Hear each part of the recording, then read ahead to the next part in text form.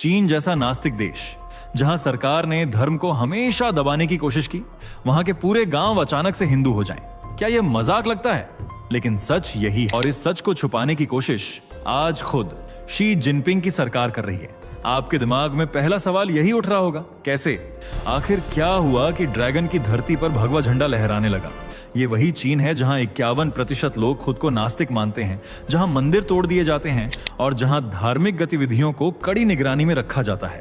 लेकिन इसी चीन में आज हजारों चीनी परिवार सुबह शाम हनुमान चालीसा पढ़ रहे हैं, घर में मंदिर बना रहे हैं और हिंदू त्योहार मना रहे हैं। सोचिए, पीली साड़ी पहनी चीनी महिलाएं माथे पर तिलक, हाथों में कलश लेकर भजन कीर्तन कर रही हैं। यह तस्वीर जितनी अजीब लगती है उतनी ही सच्ची है, और यहीं पर दिमाग हिल जाता है, क्योंकि सवाल यह नहीं कि उन्होंने सनातन को अपनाया, बल्कि यह है कि किसने फैलाया, क्यों फैलाया और अभी क्यों। यहीं आता है असली रहस्य।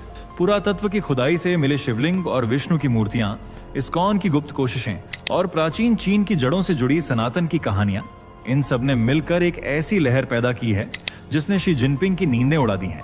और यही है इस वीडियो की असली यात्रा, चीन के गांव-गांव में फैलते सनातन के रहस्य को खोलना। फटाफट कमेंट करके बताइए कि आप इस वीडियो को भारत के किस शहर या किस गांव से देख रहे हैं, ताकि हमें भी पता चल सके कि हमारी ये प्यारी सी आवाज देश के किन किन कोनों तक पहुंच रही है। और हाँ दोस्तों, चैनल को सब्सक्राइब करना बिल्कुल मत भूलिएगा, ताकि ऐसी ही ट्रेंडिंग न्यूज सबसे पहले आप तक पहुंचे। कैसे बौद्ध देश चीन में लहराया सनातन का परचम? क्यों नास्तिक सरकार भी अब सनातन के बढ़ते प्रभाव को नहीं रोक पा रही है? क्यों बौद्ध धर्म की तरह अब चीनी लोग सनातन के मुरीद बन रहे हैं? कौन से सबूत मिले हैं चीन की जमीन के नीचे जिन्होंने सनातन की जड़ों को चीन के प्राचीन काल से जोड़ दिया है? कौन है चीन में हिंदू धर्म फैलाने वाला? खुदाई में कौन सी देवी देवताओं की मूर्तियां मिली हैं? क्या है चीन का सनातन से संबंध? जानने के लिए वीडियो को आखिर तक देखना जरूरी है। सबसे पहले आप ये वीडियो क्लिप देखिए।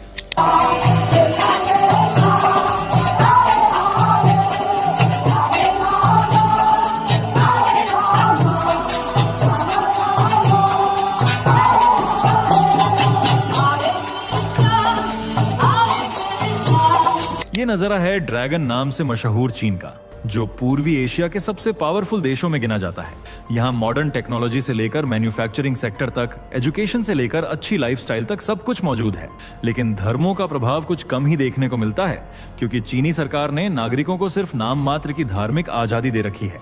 यही वजह है कि यहाँ की 51% आबादी किसी भी धर्म में विश्वास नहीं करती, जबकि 21% चीनी लोक धर्म, 18% बौद्ध धर्म, 5% ईसाई धर्म, 1.8% लाम और 0.7% में दूसरे धर्म देखने को मिलते हैं। और सनातन इन्हीं माइनर रिलीजन्स में शुमार किया जाता है, जिसके फॉलोअर्स की संख्या महज 20,000 के आसपास है, जो आपको ज्यादातर चीन के ग्वांगडोंग और क्वांजोउ में नजर आएंगे। हालांकि चीन में सनातनियों की संख्या बहुत कम है, लेकिन फिर भी इस देश में सनातन की हवा अब तेजी से बहने लगी है। चीनी पुरुषों से लेकर चीनी महिलाएं तक हिंदू धर्म को अपना रही हैं, उसे करीब से जान रही हैं। हिंदू रीति रिवाज फॉलो किए जा रहे हैं और हिंदू त्योहारों की रौनक भी अब चीन में सजना शुरू हो गई है। जैसे ये वीडियो देखिए।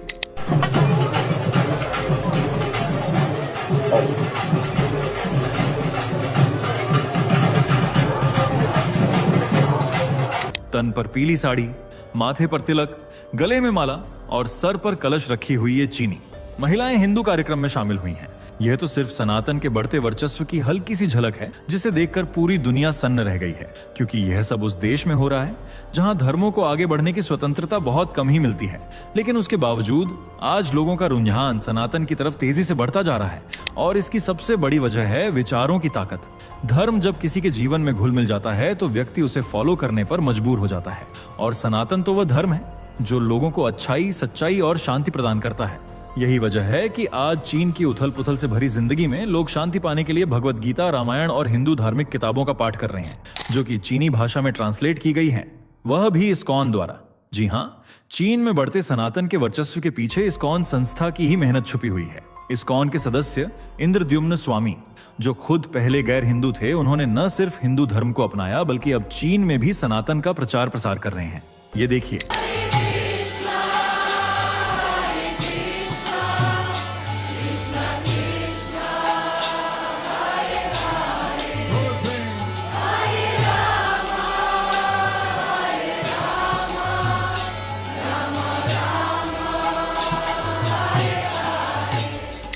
इस तरह ये चीनी लोगों को भजन कीर्तन के जरिए सनातन से जोड़ने और उसकी तरफ आकर्षित करने का काम करते हैं। इनके यही अथक प्रयास आज चीन में सनातनियों की संख्या बढ़ा रहे हैं। चीनी हिंदुओं के लिए तो ये उनके गुरु हैं, जिन्हें चीनी लोग मान सम्मान देते हैं। गांव गांव घूम घूम कर ये श्री कृष्ण के विचारों और सनातन धर्म का प्रचार करते हैं। इन्हीं विचारों से प्रभावित होकर कई चीनी परिवारों ने हिंदू धर्म को अपनाया है। जैसे आप इसे देखिए, ये चीनी परिवार पूरी तरह से सनातन की भक्ति में रम चुका है।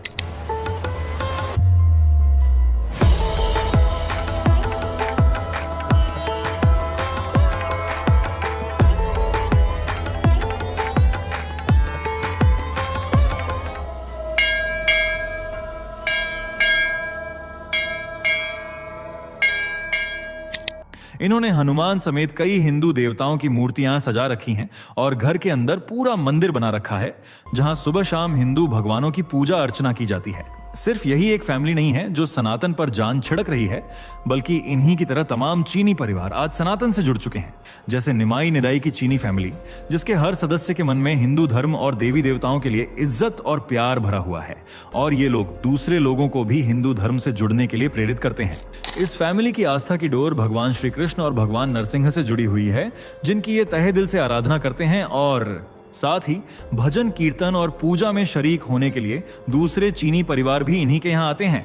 और यह नजारा सच में मंत्रमुग्ध कर देने वाला होता है। देखिए,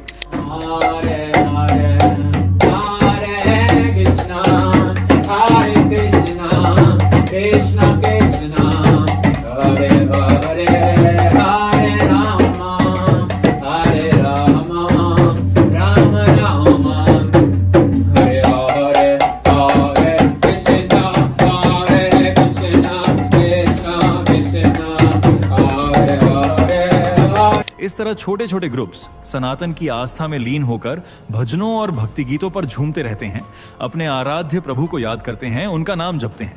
और हिंदू धर्म की यह पकड़ आज या कल से नहीं है, बल्कि 19वीं शताब्दी से बताई जाती है, जब 1990 के दशक में चीन ने वैश्विक व्यापार, जनसंख्या और संस्कृति को बढ़ावा देने के लिए अपने देश के दरवाजे विदेशियों के लिए खोल दिए थे, जिससे विदेशियों का चीन में आना जाना शुरू हो गया और भारत से भी कई स्टूडेंट्स चीन में जाकर पढ़ाई करने लगे।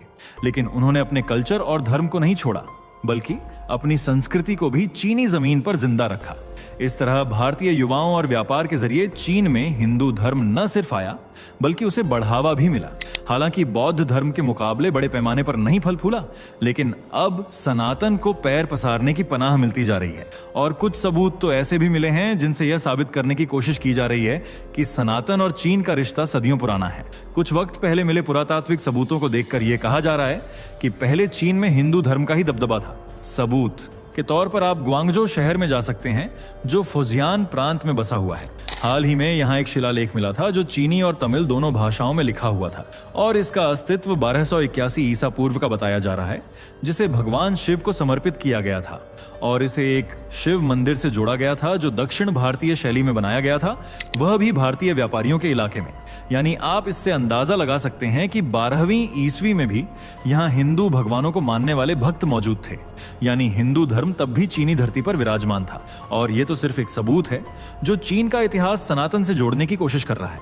इसके अलावा फुजियान प्रांत में ऐसे 300 से ज्यादा हिंदू मंदिर हैं जो हिंदू धर्म के दबदबे को दर्शाते हैं। इन मंदिरों में कई सारी हिंदू मूर्तियां तो मिली ही हैं, साथ ही मंदिर की संरचनाओं में चोल शैली का प्रभाव भी देखा गया है। इन मंदिरों में भोले भंडारी, भगवान गणेश, विष्णु जैसे कई देवताओं की मूर्तियां पाई गई हैं। ये मंदिर इस बात को जाहिर करते हैं कि चीन के प्राचीन काल में भी हिंदू संप्रदाय मौजूद था, जो वैष्णव और शैव संप्रदायों में विश्वास रखता था।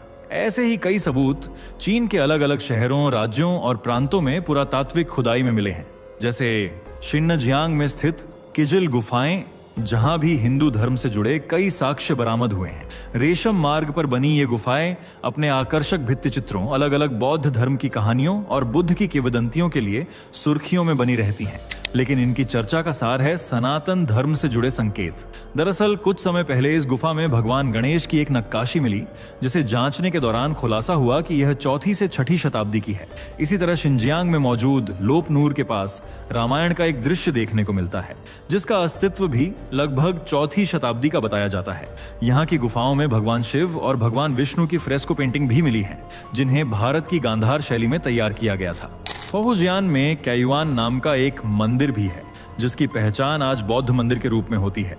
लेकिन अगर आप इसके इतिहास में झांक कर देखेंगे तो पूरी तरह से हिल जाएंगे, क्योंकि आज जो कैयुआन बौद्ध मंदिर के रूप में जाना जाता है वह पुराने समय में एक हिंदू मंदिर हुआ करता था। इसकी गवाही देते हैं मंदिर के पिलर्स, जो हिंदू नक्काशी में बने हुए हैं। इतना ही नहीं, मंदिर के पिलर्स पर कई देवी देवताओं के चित्र भी उकेरे गए हैं और उनकी कहानियां भी दर्शाई गई हैं। मंदिर के अलावा जब आप युंगांग गुफाओं की तरफ जाएंगे तो वहां भी आपको सनातन से जुड़े कई सबूत देखने को मिल जाएंगे। ये गुफाएं कई हिस्सों में बंटी हुई हैं और उन्हें अलग अलग नंबर भी दिए गए हैं, लेकिन आपको जाना है गुफा नंबर 9 और 7 में, जहां 5वीं शताब्दी में बनाई गई भगवान विष्णु की मूर्ति मिलती है। साथ ही भगवान भोलेनाथ को समर्पित कई नक्काशियां भी आपको सच बयां करती नजर आ जाएंगी। जैसे सनातन में 6 दर्शन होते हैं, न्याय, सांख्य, वैशेषिक, मीमांसा, वेदांत और योग। ठीक उसी तरह चीनी संस्कृति में भी 6 दर्शन पढ़ाए जाते हैं, जिन्हें चीनी लोग 6 स्कूल्स कहते हैं। यानी आज चाहे मंदिर हों, गुफाएं हों या हिंदू संस्कृति, चीन में हर चीज को बढ़ावा मिल रहा है। और तो और योग और मेडिटेशन का चलन भी बढ़ता जा रहा है, जिससे न सिर्फ मन शांत रहता है बल्कि शारीरिक स्वास्थ्य के लिए भी इन्हें अच्छा माना जाता है। यही कारण है कि चीनी आबादी योग को अपने जीवन का हिस्सा बना रही है और सनातन के उसूलों को जीवन में समाहित करती जा रही है। वैसे आपको क्या लगता है, क्या चीनी सरकार सनातन को आगे बढ़ने का मौका देगी? अपनी राय कमेंट में जरूर बताइएगा। अगर वीडियो आपको अच्छी नहीं बल्कि बहुत अच्छी लगी हो तो इसे प्यार देना मत भूलिएगा। वीडियो को लाइक और शेयर करके चैनल को सब्सक्राइब जरूर कीजिएगा और ऐसी ही मजेदार वीडियो देखते रहने के लिए बेल आइकॉन दबाना भी जरूरी है। दोस्तों, आपके स्क्रीन पर 2 और वीडियो दिख रही हैं, जिसे देखने के लिए आप स्क्रीन पर क्लिक करें। दोनों देखिएगा, बहुत अच्छी वीडियो बनी है।